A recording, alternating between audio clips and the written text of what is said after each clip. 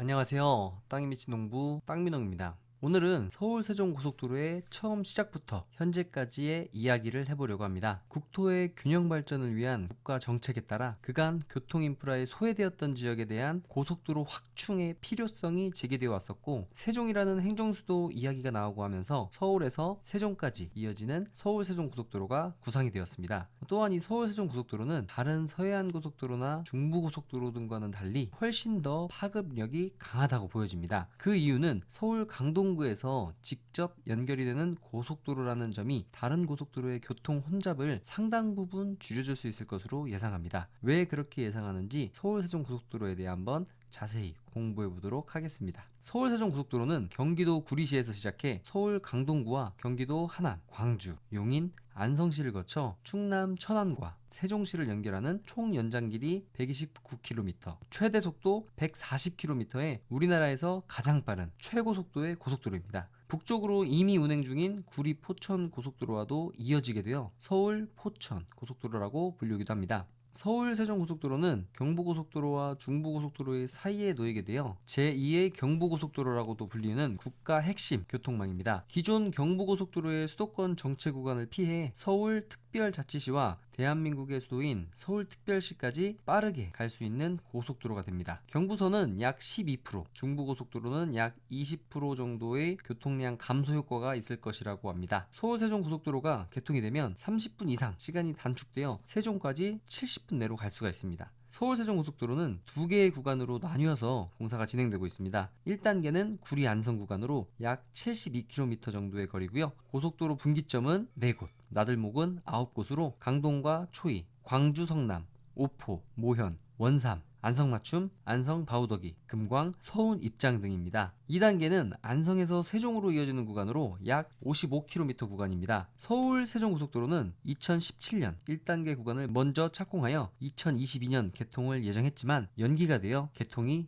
미뤄졌습니다. 2단계 구간도 2019년 착공을 시작, 2024년 개통을 목표로 잡았으나 1단계 구간의 착공 시기가 늦어진 만큼 향후 전체적인 개통 시기는 달라질 수 있다고 봅니다. 이 서울 세종고속도로를 통하여 과연 어떠한 혜택과 영향들이 있을까요? 먼저 고속도로라는 것은 인프라입니다. 도시가 발전을 하고 성장을 하려면 가장 중요한 요소가 교통 인프라입니다. 기업들이 들어가고 도시가 성장하는 데에는 고속도로만한 게 없어요. 고속도로가 생기고 나서 IC 주변으로 대부분의 도시가 형성됐죠. 평택, 수원, 이천, 파주, 청주 등 고속도로를 끼고 발전을 했는데요. 더 비슷한 예를 들면 평택을 생각해 보겠습니다. 평택에는 삼성반도체가 공사 중에 있습니다. 삼성반도체가 들어오게 되면서 제일 먼저 만들어진 것이 두 가지가 있습니다. 첫 번째는 변전소와 발전소, 이런 것들이 생기고요. 두 번째로는 고덕 IC가 생겼습니다. 또한 서해안 고속도로를 생각해보면 서해안 고속도로가 생기고 나서 서해안 고속도로 IC 인근이 어떻게 발전되었는지를 생각해보세요.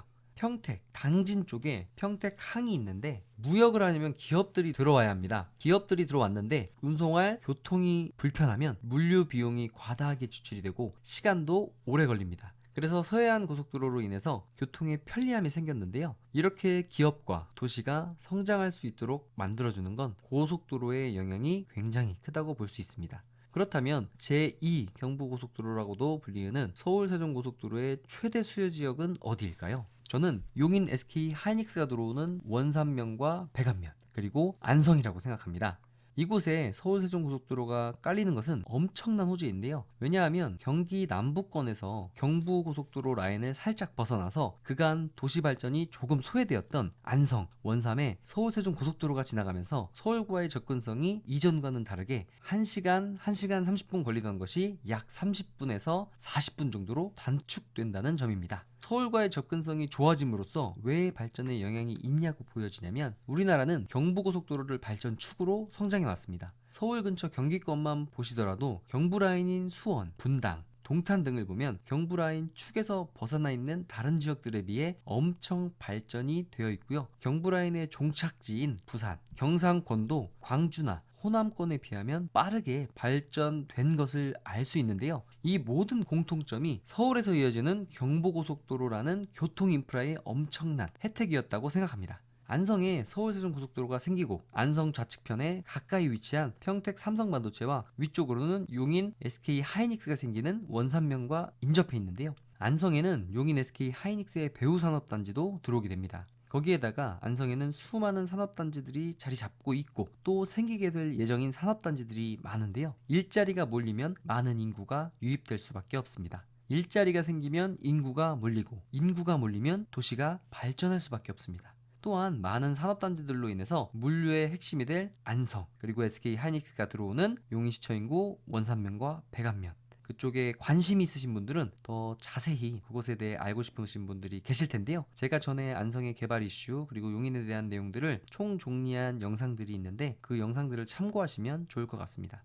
용인 SK 하이닉스 반도체 클러스터가 들어오는 원삼, 백안면은 말할 것도 없고요. 앞으로 생겨질 서울 세종 고속도로로 인해서 안성만 봐도 엄청난 파급 효과가 예상이 되어지는데 안성뿐만 아니라 서울 세종 고속도로가 어떠한 파급 효과를 불러올지 무척 기대가 되는데요. 오늘은 서울 세종 고속도로에 대해서 또한 2024년 개통 예정이었지만 개통 시기는 언제든지 달라질 수 있다는 점 그리고 서울 세종 고속도로로 인한 수혜와 파급 효과를 어느 정도 예상해보는 시간을 가졌는데요. 앞으로 서울 세종 고속도로로 인한 어떠한 변화와 파급 효과가 있을지 기대해보면서 오늘 영상은 여기서 마치도록 하겠습니다. 저는 땅이 미친 농부 땅민홍이었습니다. 감사합니다.